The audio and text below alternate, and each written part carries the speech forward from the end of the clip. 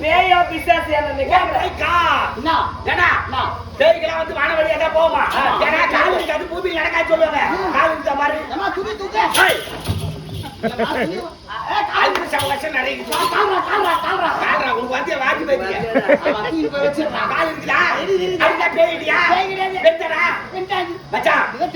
ஒரு முக்கியமான விஷயம் உன் மனைவி அரபரங்க போனால சாவி எட்டாச்சியா ஒரே சேர்த்து வச்சுக்கிறேன் அவன் அரவிந்தாரு கூத்து வந்துக்கிறான் சாவி எட்டா சொல்லி அனுப்பிச்சலாம் ஒரு குத்துவா போ தெரியுங்களா யாரும் வயிற்று பார்த்து சொல்லி நான் சொல்லிக்கிறேன்